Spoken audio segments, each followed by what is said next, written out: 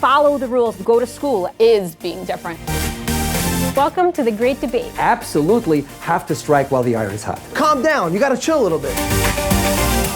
You have your belief system, you're not hiding behind it. You don't know my partners, but... And now there are still people who are saying the earth is flat. How do you know? You never tried it.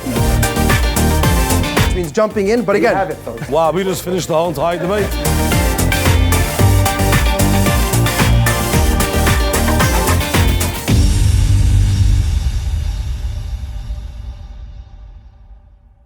Good evening, everyone. I want to welcome you to tonight's annual benefit, although albeit this year it's a virtual. And I want to just start you off with a story that's going to segue into tonight's debate.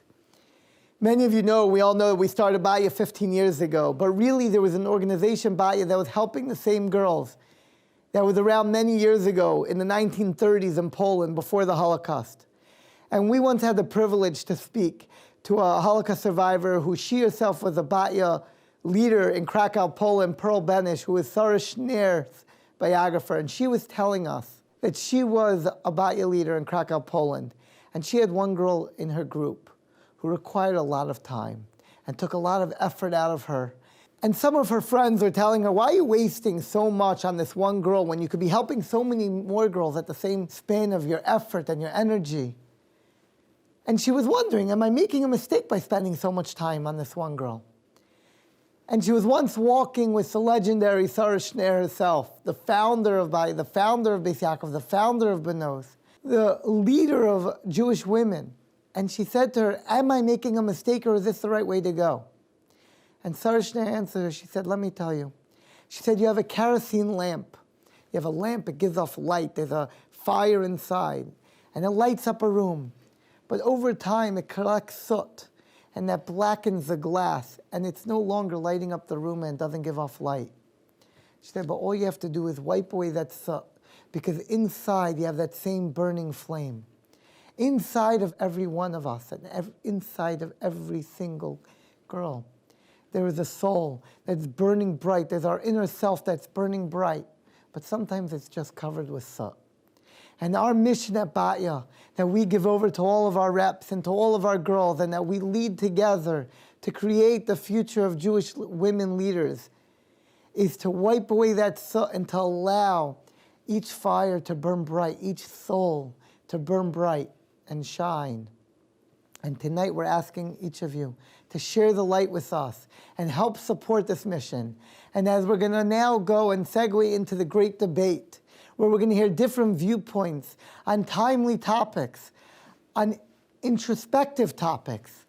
We're going to see that there's multiple ways to go. Every person has their own avenue, how they wipe away their soot and how they allow themselves to shine. But it's all to reach that same goal. And together, we're going to share that light, and we're going to accomplish the mission of Batya together as a community, as an individual, and help us segue into the third decade of the 21st century.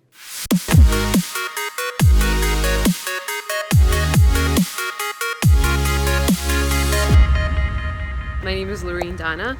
I'm originally from Miami, Florida. My name is Ariella Hershkovich. I'm from Twin Rivers, New Jersey. I'm so happy I went to Batya growing up because not only did I get to spend time with amazing advisors and friends here in our first Florida Batya branch, but I also got to go to Shabbat in New York once a year. Batya gave me the opportunity to form many wonderful relationships with so many different kinds of people. Some things that still stick with me today are the beauties of Shabbat and kashrut and tzniut and speaking nicely to one another, and learn about how to make life meaningful and how to grow to be the best me that I could be through the use of the Torah and the beautiful mitzvot. And they really produce a community where everyone feels valued and welcomed and loved. I owe so much to my Batya family. So I love you all and I miss you so much, and I hope to see you all soon. Mwah.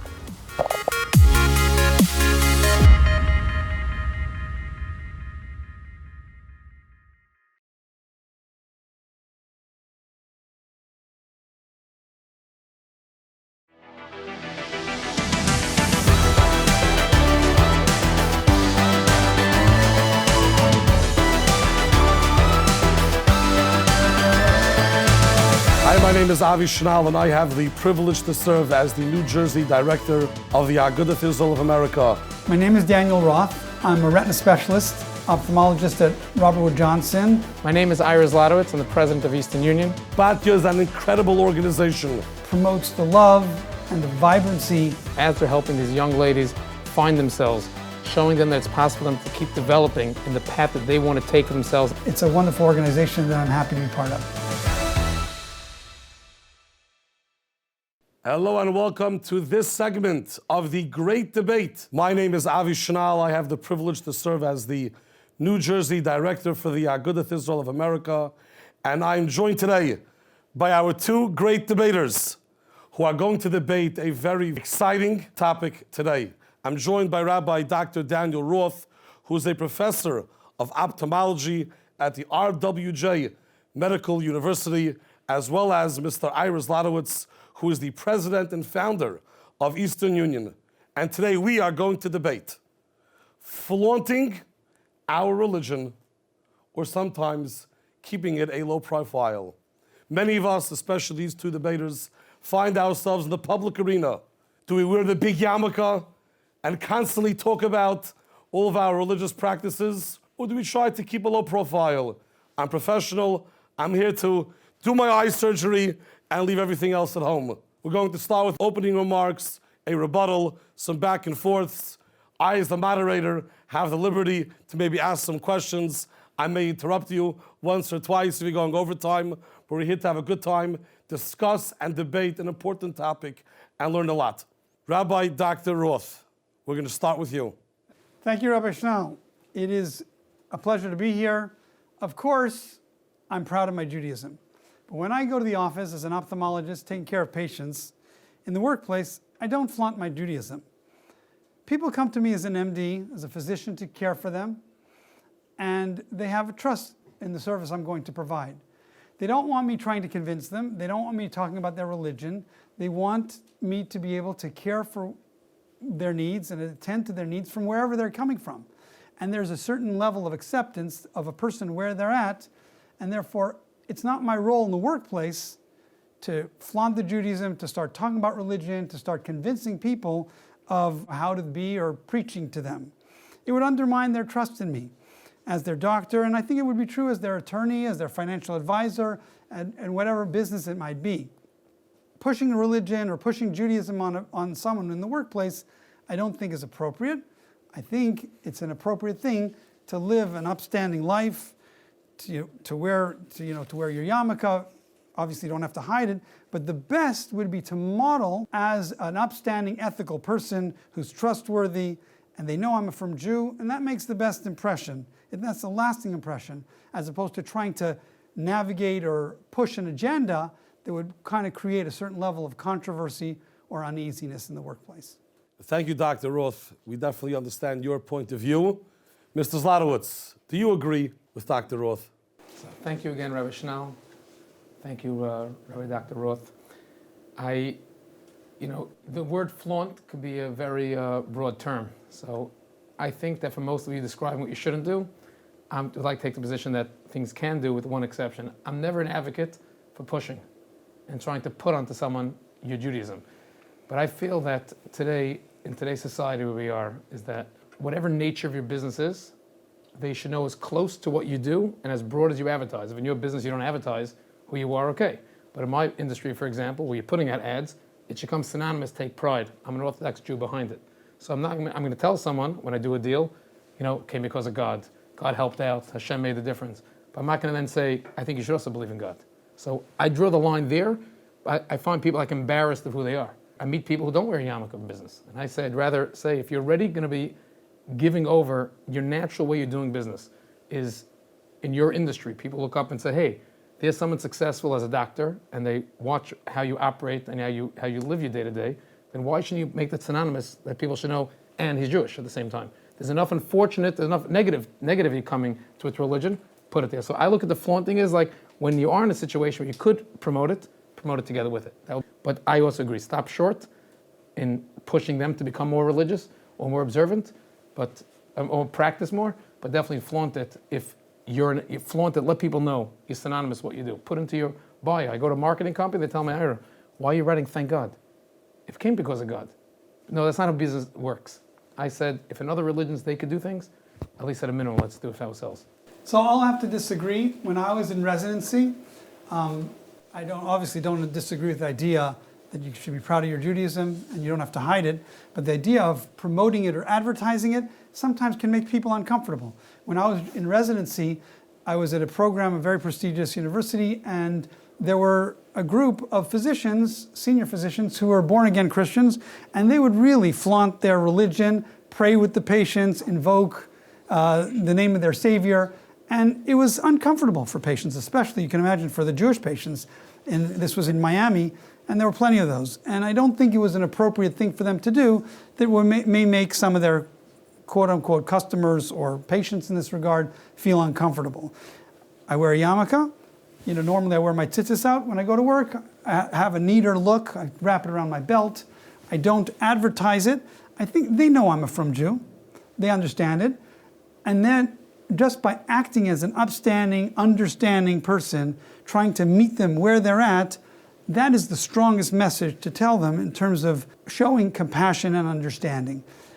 I think that they'll figure it out on their own, but to advertise it almost detracts from the message of sanctifying God's name as a noble, upstanding Orthodox Jew.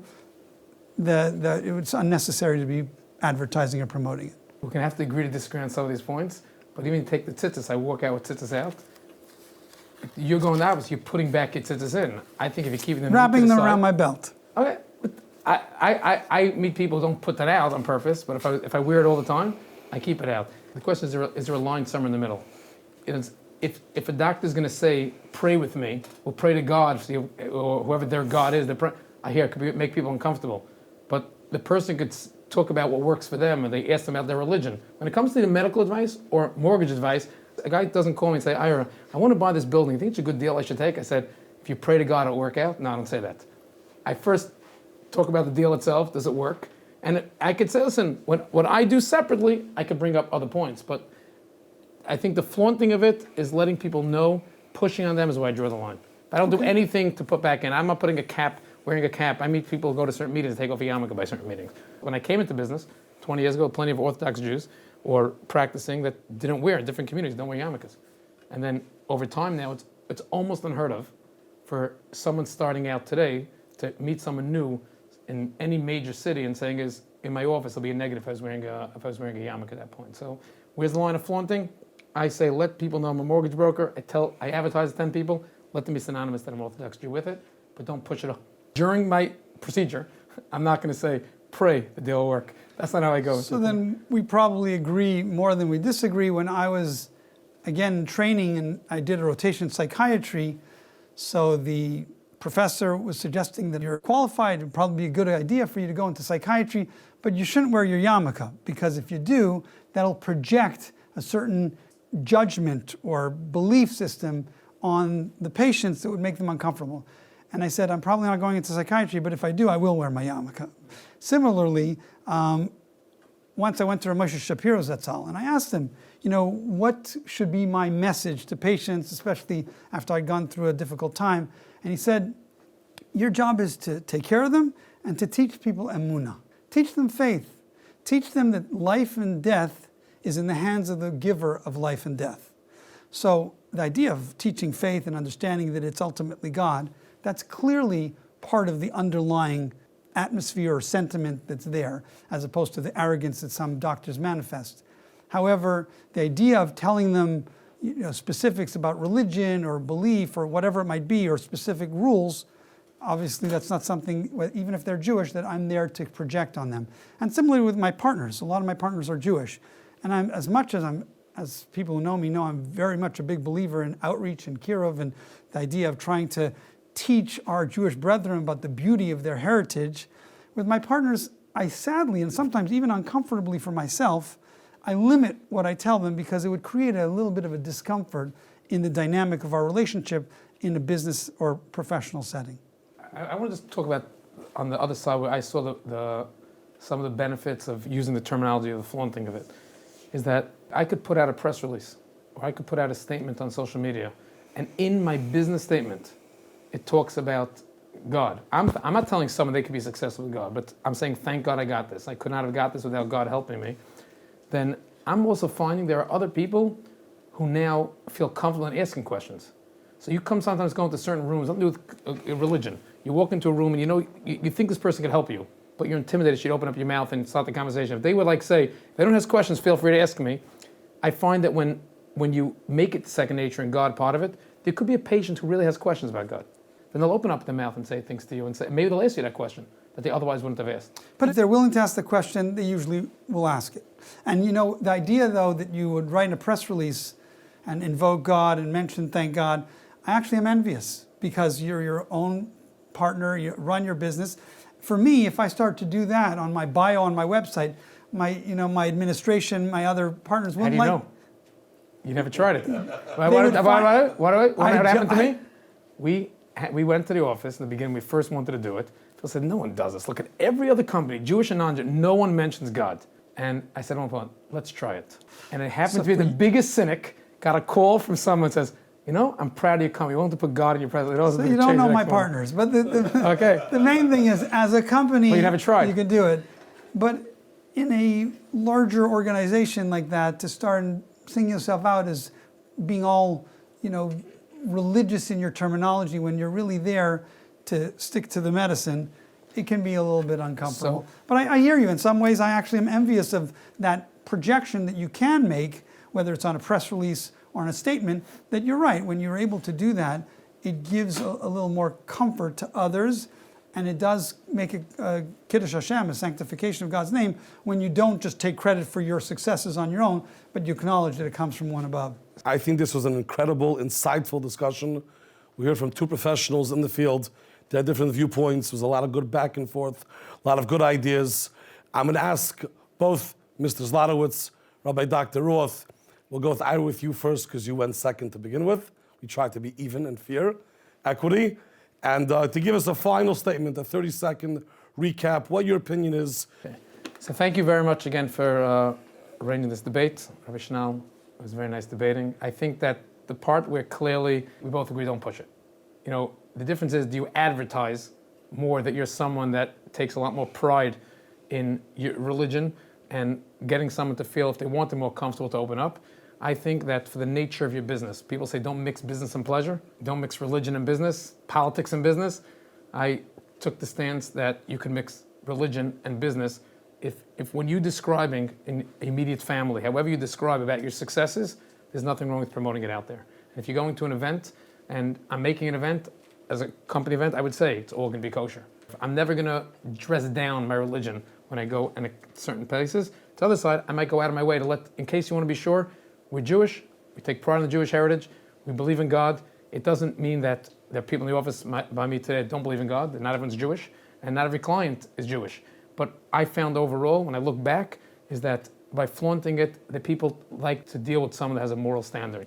They said, I might not agree with your level of religion, but I like the fact, and I have clients that look back and said, I like the fact that you have your belief system, you're not hiding behind it, and I wish I could feel more comfortable talking in my circles for it. It was tough in the beginning to start breaking out when we were the only ones doing it, but over time, we get a few compliments, a few sources of encouragement, that became embedded in our DNA. So to me, it looks like we're flaunting it. I take pride that we flaunt it. And to be a role model, someone says, hey, you can have a business in the corporate America, top 10 firm in the country, and at the same time, God is front and center in everything that we do. Beautiful. Thank you for those thoughts. And Ashracha, you're fortunate that you could do that. Maybe it's a different business model. In my setting, I believe that it's important to be a role model, to be upstanding, to be ethical, to express yourself. You don't have to hide that you're a religious Jew.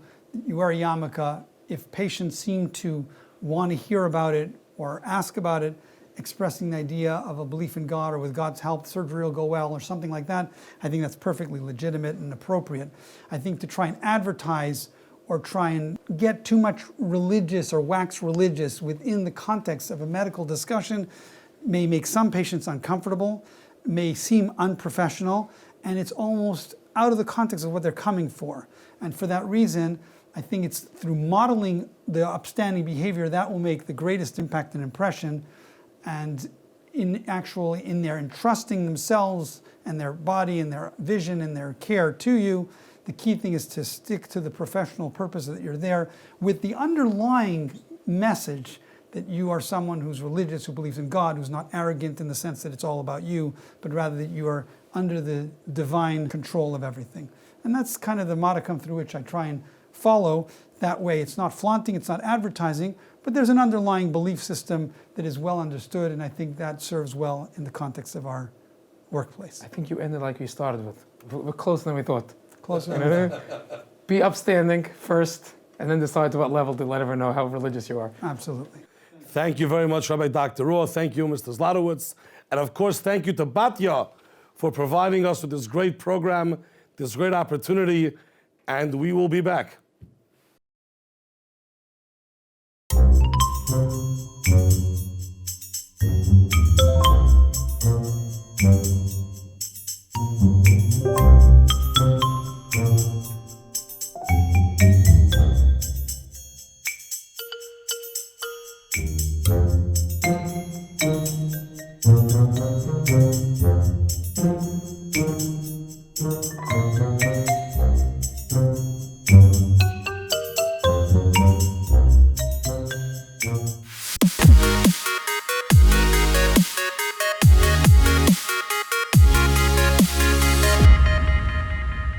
Hi, my name is Rachel Ponte. I live in Manalapan Township, New Jersey, and I go to Manalapan Englishtown Middle School. My name is Michelle Gobahari, and I live in Roslyn, and I go to Roslyn High School. My name is Maya Benson. I live in East Windsor, and I go to Heightstown High School. What I love about Batya is the fun that we have and the activities that they plan for us. My favorite part of Batya is meeting up with my old friends and also meeting a ton of new people at any event. I love Batya because you're never gonna be left out. There's always gonna be someone that comes up to you if like other girls are leaving you out, and they're gonna come up to you and say like, hey, how's your day, and stuff like that.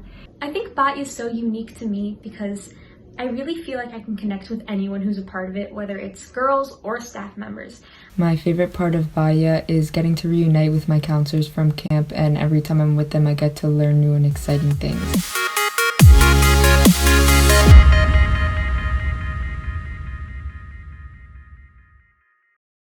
It's been at least a decade since our last dinner in 2020, and there's been a lot of back and forth about making this virtual event tonight and trying to recreate the atmosphere and the unique environment that we have at our dinner every year, and to give over the feeling of what it means to be part of Batya. Well, looking back at the year in Batya, I think the part that I can appreciate the most was the tremendous amount of creativity and resilience that we have seen from our girls, from our reps, from our alumni.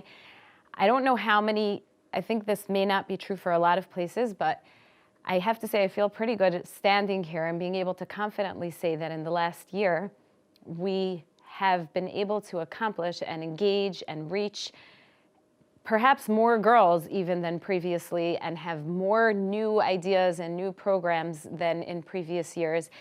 And we really look around and see how everyone has different ways that they approach the pandemic. Everyone had different choices that they made with all the many changes that happened in the world in the last year.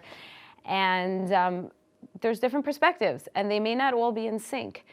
But here at Batya, what we have seen with people taking it as an opportunity and letting it become something that makes them into a better person, and using our creativity and using our drive and using our ambition to further us and to keep us going and to make the most out of life with whatever challenges are being hit on us, and being able to respect the fact that there's different opinions and different approaches, which is why I really like the great debate that we are presenting tonight, where we have different topics that are very relevant and complex, and things that people have various approaches to. And there's truth to both sides and truth to both perspectives. Even when they're directly opposite, you can have the different approaches in the same person at different times. You can respect the fact that other people choose a different approach and can be successful and can be right, as long as we're using it as an opportunity and we're using it as something to grow with and to accomplish with and to be the best people that we could be, and not to let challenges and changes and differences pull us down or pull us into a negative place. And that's something that I really want to give a tremendous amount of credit to our girls, our alumni, our staff, for using opportunities, for embracing our differences, for embracing our challenges, for taking Batya to new levels with new programs, new ideas, new concepts, new growth, and really thank everybody who has supported us through this and who's here tonight supporting us through this and continuing to help us be able to have a world and a community that embraces life and really believes in taking everything and making it the very best that we can with whatever's thrown at us.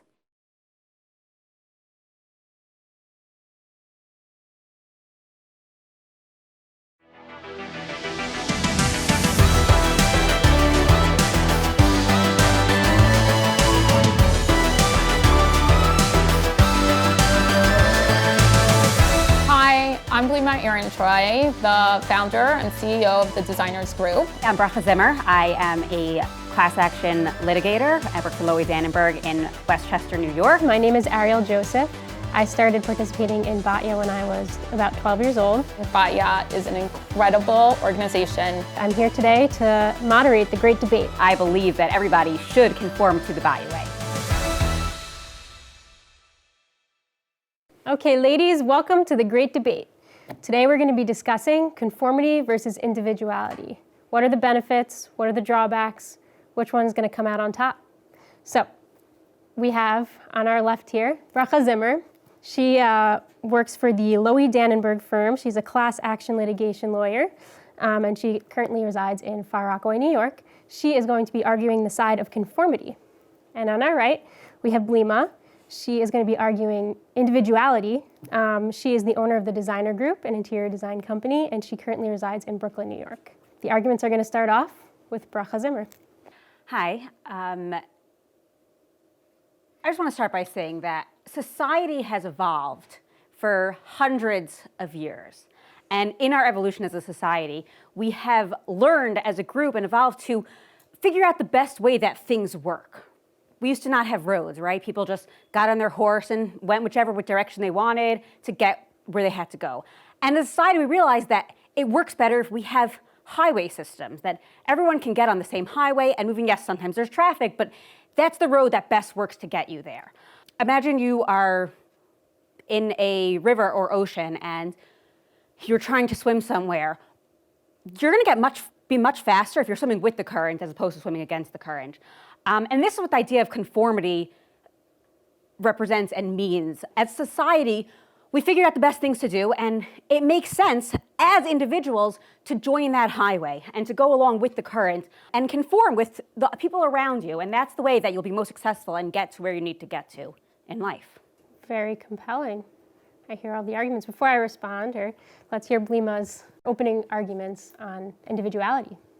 Okay, so obviously there's a place for both individuality and conformity, but I am very strongly coming here to support individuality. Starting with the way we were all created. No two people were created alike. And I think that is the basis of where we can see that being an individual is so important. I mean, it starts with looks, there's personality, there's talents, there's smarts. One of our identifying traits when we travel or anywhere is fingerprints. There are no two fingerprints that are exactly the same. So this is just the start of where individuality is so important. But if we look through history, we can really see that anyone who has made a difference in the world or any great situation that happened in our history has been because someone has taken their individuality, their views, their politics, their religion, and done something about it. Also, a very compelling argument. Just to kind of direct both of you guys, I'm going to start with Blima. I am in total agreement in terms of every person being their own individual and really embracing that individuality, but the danger there is that you can reach an extreme. For example, I might be dating myself here, but when Britney Spears had her meltdown, right? When she shaved her whole head and, was doing all sorts of crazy things. Justin Bieber, similar story when he was a teenager. They're expressing their individuality, they're just being their own person, but at the same time, they're, kind of putting themselves in negative situations and alienating themselves from the general population. So what do you think about the extreme version? So I think both the situations that you bring up, the reason why there is a lot of negativity towards what they did was because the way they were expressing themselves wasn't coming from a place of individuality. It was coming from a place of hurting. Anyone shaves their head, no one has a problem with that. If you want to go and cut off all your hair and that's the way you want to express yourself, that's not a problem. When it's a problem, and those two examples that you referred to are because they were not happy, they were going through things, maybe they were abusing drugs or alcohol or whatever it was, and that was the situation there. In general, embracing your individuality, of course, everything has to be done positively. You have a talent in something that people never appreciated before, showing the world that you could take your talents and your strengths and even your weaknesses and use them for the good. That's where individuality can be so, so powerful. And I think, as an example for me, I run a design firm, and all of our designers and the talent that we have is because we have so many different cultures, so many different backgrounds, so many different religions. We have people coming from so many different countries. And I think that when we take everyone's individuality and we put it together, that's when we have incredible results.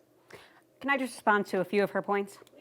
So we all understand that there is that aspect of, yes, there's the Bill Gates who didn't follow the norm and dropped out of college, and the kid who decides he's going to become an astronaut and actually goes for it and becomes an astronaut.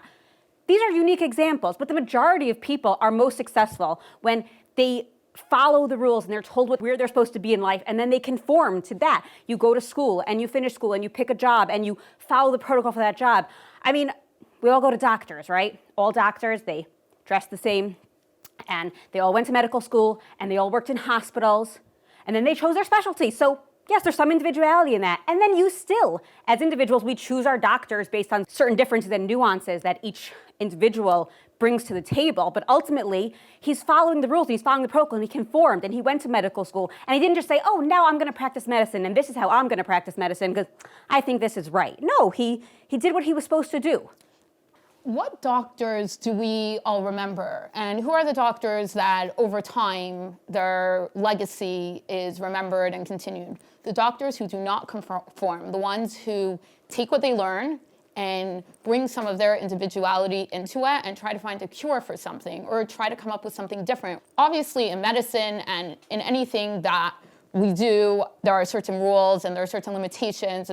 But what makes someone special, what takes them to another level is being different, is looking at it differently, is being innovative, is being an individual. Yes, we have scientists who create new things, and that's like who we remember, like Louis Pasteur, and he made dairy edible for all of us and accessible. And for years, the world believed that the earth was flat, right? And it was one individual had to come up and say, sorry, you got that wrong. And obviously, he wasn't conforming, he wouldn't agree. But for hundreds of years before him, there were people who also said the earth is round. And you know what happened to them? They were hung, for heresy. And eventually, society evolved, and we figured out that the earth is flat, the earth is round. And now there are still people who are saying the earth is flat. And shouldn't those people just conform already? So again, yes, there is a place for people to conform, but that's basically saying that every single person in society has to share the same beliefs and share the same religion and share the same personality, basically. See, I don't believe it. I think within whatever society you're in, you don't need to suppress your own individuality? In personality, like there are aspects of conformity that are conforming with society, but the doctor's still going to have different bedside manner, and he's going to speak to you differently, and he's going to have a different take and a different way of treatment and a different diagnosis. But ultimately, he's following the medicine that the CDC, the WHO, whatever recommends. And he's not just coming up out of nowhere with his own ideas for treatment, and that's why you trust him, because he's part of this larger group that has been proven over years to be shown the best way of treatment. And once in a while, someone comes along and shakes it all up. But that's rare. And for most people, they're not going to be that person. And you'll be more successful in life if you just go along with the flow and conform to the society you choose, and ultimately. Building off of that in terms of social interaction and getting along in society, I think we all agree being your own person is important, but where do you draw that line? Like, where do you cross that line of being too much of an individual that you are alienating people? I mean, you could see just in our political system right now, the two parties are so individual that like it's alienating most of America. Most of America is not, so directly on one side or the other. So like, but on a personal level, where do you draw that line of like being an individual and not alienating your friends and alienating the people around you so that you can, live a social life successfully? That's a good question. I can be an individual on my own, but I also have to respect other people's individuality. And I think that's where the example of politics that you just brought up, I'm Canadian, and I'm also American, but seeing the politics here and how there's two sides and one can't talk to the other. To me, I believe we can all have our opinions, but we can discuss them, we can talk about it, we can learn from each other. There doesn't have to be only one correct way. And I think that that's where individuality comes in. And I think even in the Torah, like there's so much about that. There were 12 Shvatim, 12 tribes.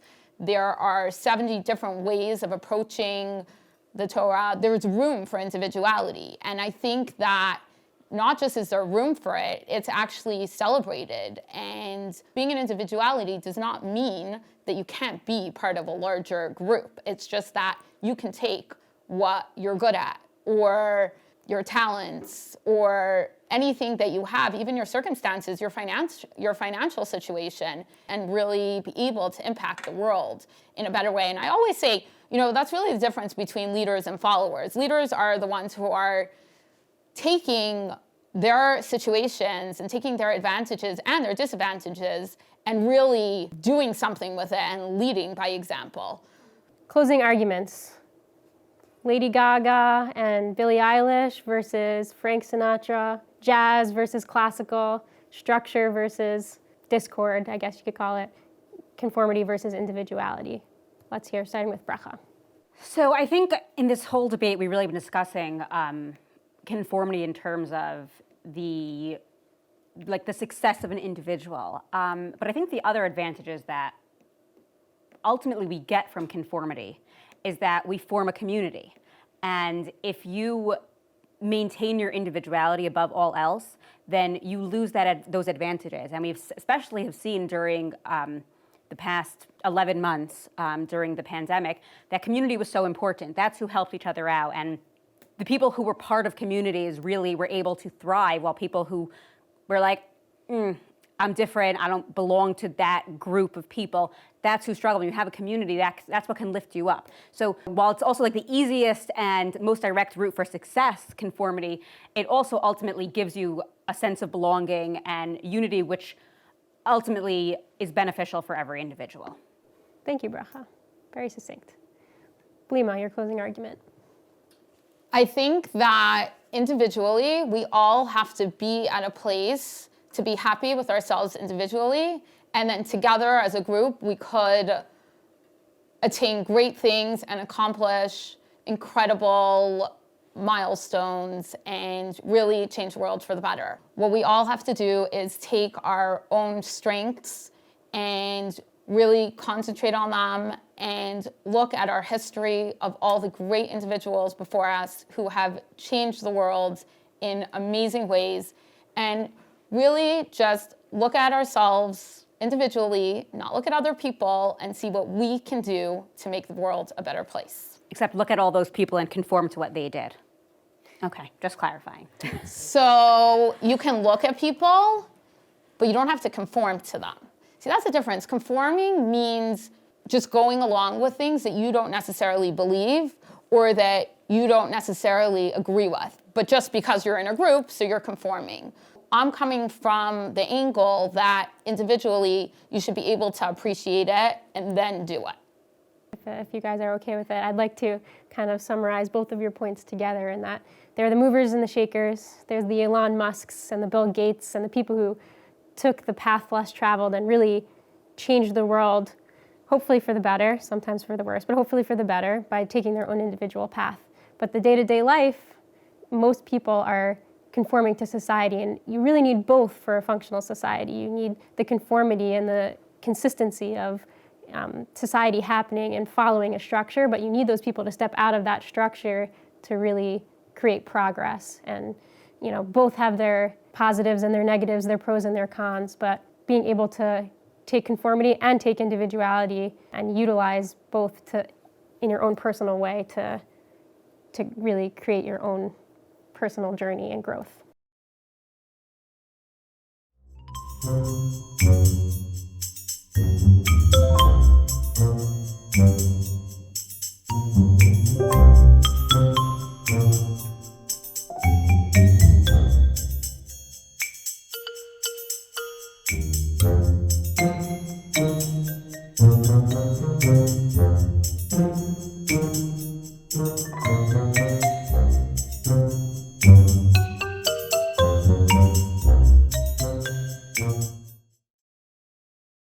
Hi, this is Ben Scalan-Klatsko, and I'm speaking to you on behalf of Batya.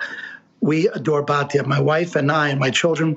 What Batya does for these girls, inspiring them to connect to their Judaism, to learn more, to create friendships that last a lifetime, is really remarkable. I don't know of any other organization that's out there that are reaching these kids. These are high school and post-high school kids, college kids. Many of them grew up without much Judaism, and this is something that is speaking to them. It's always been the great issue. How do you speak to today's generation? What do they want? How do you compel them to take a second look, and for many of them, a first look at Judaism? And Batya has cracked the code. They figured out that warmth, love, together with intellectual, substantial Torah, events, weekends, trips. This is what these girls are looking for. My wife and I, we keep coming back to Batya because we're so impressed at the great work that Batya is doing. And personally, I do my own Israel trip to Israel, and I've taken Batya girls in the past. Top-notch, great kids. All they needed was a chance to learn about their Judaism, and they grew tremendously. So if you're watching this, and you're somebody who is looking for an organization to support that is truly doing amazing work, it's so altruistic, it's so l'shem shamayim, I highly recommend Batya. And if you're not sure, go see them for yourselves, reach out to them. I'm sure they'll be more than glad to introduce you to their girls, to their program. Absolutely worth it, and Hashem should help them continue to grow Michael Choil from strength to strength, and we need Batya, so please support them. Thank you.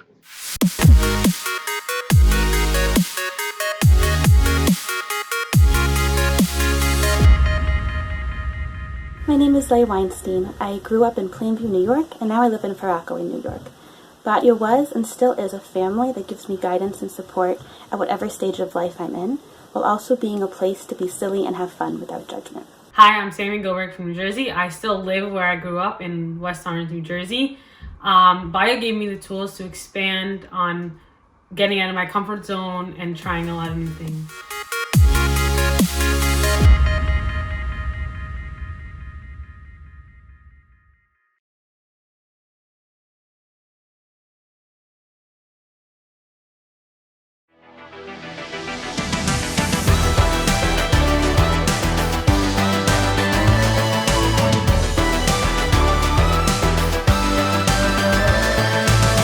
Hi, my name is Yerachmiel Milstein. I am a local rabbi in Lakewood, New Jersey. My name is Yitzi Olbaum. I am a lecturer for the Chazak organization, for other organizations at large.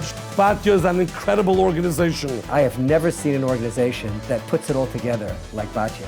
I invite people to come into the Batya house. This is the place to be. Hello and welcome to this segment of the Great Debate, brought to you by Batya. My name is Avi Shnal, and I have the privilege to serve as the Agudath Israel New Jersey Director. And we are joined today by two illustrious debaters, Rabbi Yerachmiel Milstein, who is the Rav of Ishei Yisrael, as well as a senior lecturer for Eishat Torah Discovery Seminars.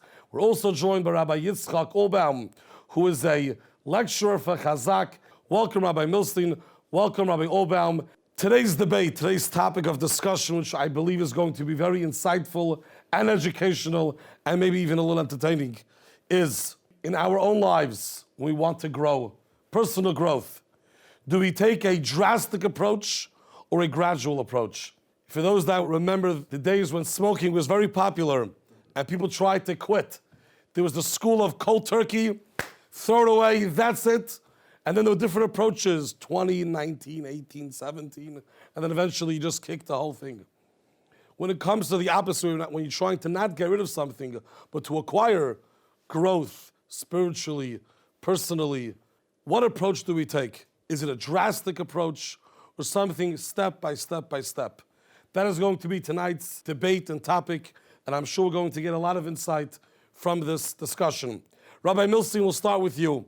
Is it fast, drastic, right away, or do we take the baby steps? And the answer is a solid yes. And what do we mean by yes? There's no question that life is short, and there is a lot that we want to accomplish in our lives. I think there has never been a person who is born into this world that doesn't want to leave his mark on the world. And in order to leave your mark on the world, what is required is change. And change doesn't come along all the time. There are opportunities that we have for growth, inspiring moments in our lives. And if we don't seize the opportunity during the various inspiring moments, it may not happen at all. Recently, I don't know, some of the people might know that we unfortunately commemorated the death of one of the greatest baseball players in history, a fellow by the name of Hank Aaron, right? Hammer and Hank, if those of us from my age remember that, right? And I could probably point to a whole lot of people, young people, who during his lifetime, when he was out there on the field smacking those home runs, that they decided, I want to be like him. Now, there are two kinds of people who had that response. Some went out, and they probably went to the backyard. They took up the wiffle ball, bat, and right, and they went at it, and they went at it, and they went at it. And some people said, I really want to be like him, but didn't do a darn thing about it. And it stands to reason that someone who's going to act on the inspiration, someone's going to strike when the iron is hot, they can go out and accomplish. There are very few guarantees in life. I sometimes, when I speak, I give people a guarantee. I'll give them some sort of an approach to solve a problem. And I say, I guarantee you, if you don't use it, it's not going to help you. Right? If you don't use it, it's certainly not going to help. Right? You have to actually act in order to make sure that your inspiration is going to go somewhere and it's going to result in something. So yes, a person absolutely, once they're inspired, once they have that rarest of all life events, which is inspired to the point of action, then you got to take that action. You have a lifetime after that to get it right, but you absolutely have to strike while the iron's hot. I don't think there's anybody that argues with jumping in, but the question is, how much does one acquire when they jump in?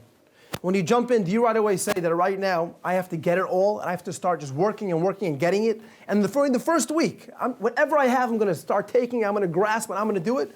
Or the answer is yes, jump in, but calm down. You got to chill a little bit. You can't just start thinking that in 1 week you're going to have everything. Because at the end of the day, if you go and you think you're going to have everything, and it comes week number 2, you don't have it, you're going to fall. You're going to fall apart. You're going to realize that, 1 second, this thing actually is very hard.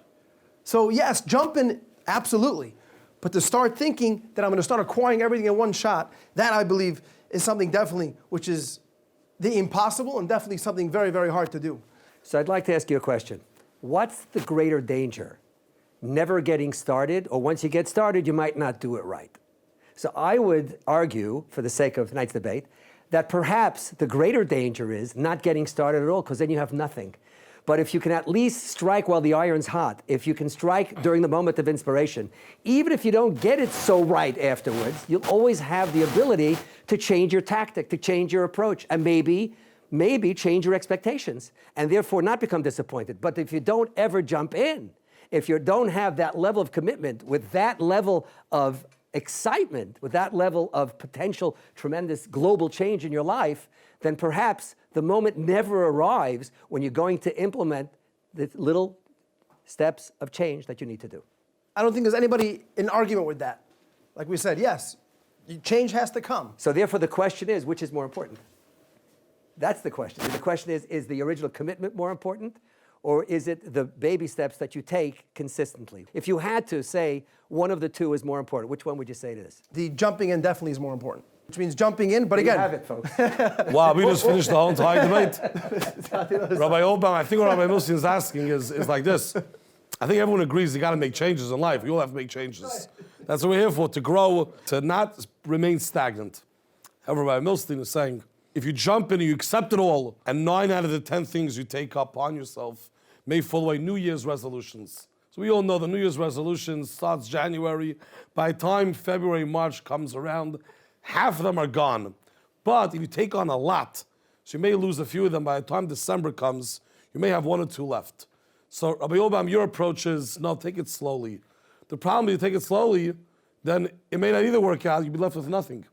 Rabbi Milstein's approach is saying, if you take on a lot, you may lose a few along the way, but at least you'll be left off with those 3, 4, 5 remaining actions that you did accept upon yourself. How are you going to answer that question to Rabbi Milstein?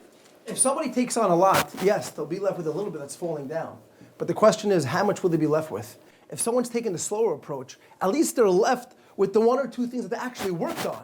And they could build on those 1 or 2 things that they were working on. They're able to build on that and elevate themselves so much greater and so much more. And rather than just jumping in and having nothing at the end. Granted, they'll have a few things. But the question is, how strong will that foundation be with the things that they actually have, being that they're doing it so quickly? So I think that what we're talking about really here is kind of like a basketball paradigm. Reb Noach Weinberg always used to talk about basketball as being the perfect paradigm for a person understanding exactly the debate that we're having here today. If someone's committed that they want to be a great basketball player, so there's no question if he goes to a basketball coach or someone who is experienced in teaching someone how to shoot a basket, he can probably in the space of a half hour explain the technique. And if you explain the technique, it doesn't mean that you get on the court and you hit basket after basket after basket, right? So what do you need to do? The first thing is you have the commitment to learn the technique, and you have to want to do it, but then you got to get on the court and you got to actually practice. So when we're talking about the slow growth, that's the practice part. When we're talking about the quick moves that we make, that is the commitment to go further. That is the global picture to want to do something which is truly great. And again, compared to where we are today, sees some sort of greatness in our lives. Okay, Rabbi Obam, what is your response to Rabbi Milstein? So I want to this entire quick growth approach in Judaism for sure is a problem. That's what I believe. But in other things in life, I agree with you, Rabbi. To jump in, it works. And I believe the perfect example is someone who actually, I'm dealing with someone right now. This girl calls me up and she says, I got to go to rehab. I need insurance. You need insurance? No problem. I'll help you out with insurance. How much is the insurance a month? She tells me the amount. I said, I'll work it out. Really? I'm coming back from Israel. She's an American girl that lives in Israel. I am going to rehab. And she's ready to jump in. I said, amazing. That's great. I paid for the insurance. It was December. It's already January. She's not here. I call. I said, what's going on? Oh, you know, I'm okay now. It's not so bad. I said, no. Let me tell you something, lady. If you are not on a plane in a week from today, I'm cutting your insurance and I'm done. Okay, I'm working on it. You just got me into shape. I'm coming. I'm booking tickets. I said, I'm going to call you every single day. I put a sticker on my desk to call this girl every single day. I call the next day. She's like, yeah, so I'm going to this and this rehab that we discussed. She says, but you know what? Someone told me there's a different one that might be better. So I'm not used to these people. So I fell for it. I said, okay, fine. I'll give you another week. And it came the following week. I said, so is that other place better? She's like, someone else told me that other place. I said, let me tell you something, lady. You're jumping in right now. You're going to get it done. If not, I can't deal with you. I can't do it. All right, Rabbi, I'm jumping in. I'm good. I'm telling you I'm jumping in. But when it comes to other things in life, you can't just jump in. Here, if you don't jump in, one day you're high, one day you're low. When I'm low, I want to go. But the next day I'm back up on top, I'm not coming. No. You're low, you're jumping in right now, you're going to get it done. But when it comes to life, actual religious duties, I believe to jump in right and to make that change just like that is a problem. And not only is it a problem, but you'll bust. And it just won't work. It will not work. It's really a great point, because on some level we all need rehab because we're lazy by nature. And we all have somehow fallen into a certain pattern of life, which is very painful. You know, it's very painful to wear new shoes even when your old shoes have worn out, because it hurts when you wear new shoes. Change is painful, and therefore you do have to get that motivation to get going. So as we're going to wrap it up, thank you, Rabbi Milstein. Thank you, Rabbi Obam. And now we're going to give our final closing statements. We're going to ask Rabbi Obam to go first. As Rabbi Milstein, you got the first opportunity to kick off the debate. Fair enough. And once again, thank you, Batya, for giving us this opportunity of having this great discussion and insightful dialogue. Lots of insight was uncovered, and definitely a lot to be learned from this discussion. Rabbi Obam, Take it away. When we walk away, we can't forget that if we're all going to do it all in one shot, we're going to explode and walk away with nothing. It's those small steps that take it. And we better ourselves by every small step that we take every single day. That's how we're better ourselves, and that's what makes us better people. Whether in Judaism, whether or not Judaism, doesn't matter. But us as people in life, what we have to do is, it's those small steps that help us, because if we do that big step, there'll be a hole in the bag and it's all going to fall, it will literally all fall out. But when you do 1, 2, 3, slowly, you'll be left with something. So even if you lose 3, but at least I walked away with one whole thing that's there, that's it. That's all you need. Beautifully said, and I would just counter to that every third step requires a second, and every second step requires a first. And you still need the first book. Thank you all.